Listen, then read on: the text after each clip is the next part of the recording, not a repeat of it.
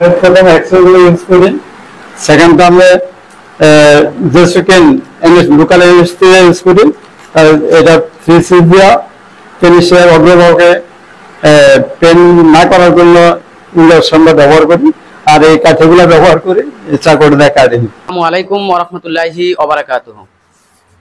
ইসলাম একটি পূর্ণাঙ্গ জীবন বিধান। Islam is the complete code of life. মুসলমানদের পরিচয় হওয়ার জন্য বা পরিচয় নিদর্শন দেখার জন্য দাড়ি, টুপি এবং পাঞ্জাবি একটি নিদর্শন।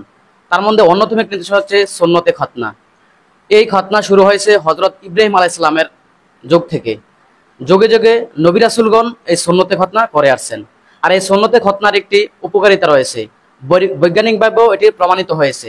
বর্তমানে ডাক্তাররা এই পেশা হাতে নিয়েছেন এবং সুন্নতে খতনা করাচ্ছেন, কিন্তু আমরা প্রতিনিয়ত দেখতে পাচ্ছি অনেক সমস্যা হচ্ছে, অনেক মারা যাচ্ছে এই সুন্নতে খতনা করার কারণে। কিন্তু আমাদের গ্রামের যারা এই সুন্নতে খতনা করান তাদেরকে হাজাম বলে। আজকে আমরা একজন হাজামের সাথে কথা বলবো যিনি সুন্নতে খতনা করিয়ে থাকেন। জি, আমরা চলে যাচ্ছি মূল পর্বে। আসসালামু আলাইকুম, আপনি কেমন আছেন? জি আছি, আলহামদুলিল্লাহ ভালো আছি। জি, প্রথমে আপনি আপনার একটু পরিচয় দিয়ে নেন। আমি মোহাম্মদ আব্দুল বারী, গ্রাম মোহনপুর, পোস্ট মোহনপুর বাজার, থানা দেবিদ্বার, জেলা কুমিল্লা। আপনি সুন্নতে খতনা এই কাজটি কত বছর ধরে করছেন?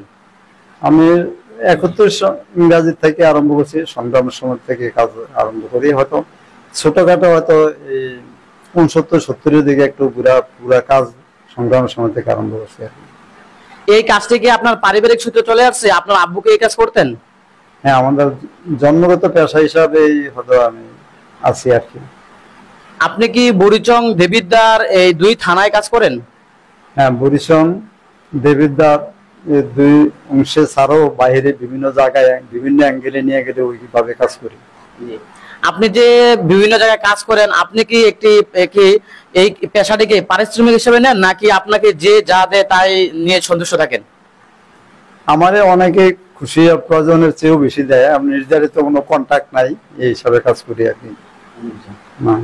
তো আপনি কি এইটুকু বলবেন যে আসলে আপনি যে এই পেশায় আছেন, আপনি এই পেশায় থেকে সন্তুষ্ট কিনা?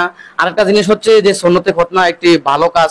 এখন বর্তমানে যে আধুনিক যুগে ডাক্তাররা দ্বারা চিকিৎসা করাচ্ছে, কিন্তু আপনি যে কাজ করতেছেন আপনার দ্বারা কোনো ক্ষতি হয়েছে কিনা এই ব্যাপারে একটি অভিজ্ঞতা শেয়ার করুন। না, আল্লাহ হেফাজতের মালিক, আমার জীবনে এমন কোনো দুর্ঘটনার শিকার হয় নাই, আল্লাহ হেফাজতকারী, এই আর কি। যে আপনি প্রথম যখন শুরু করছিলেন তখন আপনার অভিজ্ঞতাটা কেমন ছিল? আমি চাচার সাথে 2-3 দিন ঘুরার পরে তখন আমি পরীক্ষা দেব আর কি, এসএসসি পরীক্ষা দেব 69 সংগ্রামের সময়।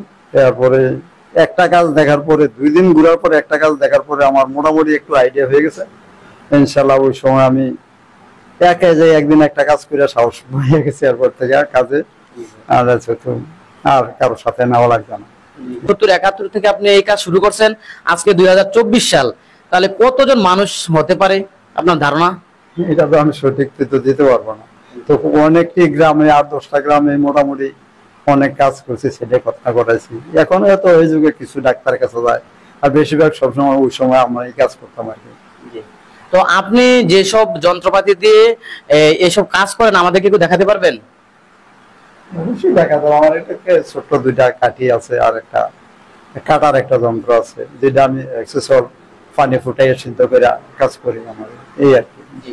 আপনি সুন্নতে খতনা করার পর কতদিন পরে এটা ভালো হয়ে যায়, বা কতদিন বলেন যে রেস্টে থাকার জন্য? এই মনে হয় 1 সপ্তাহ আর কি সর্বোচ্চ।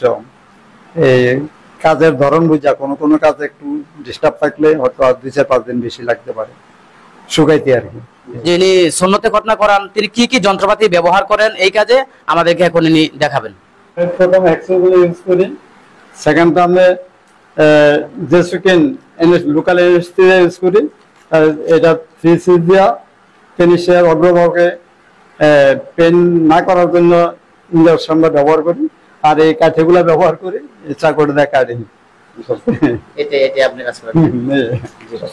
ধন্যবাদ সবাইকে ভিডিওটি দেখার জন্য এবং ভালো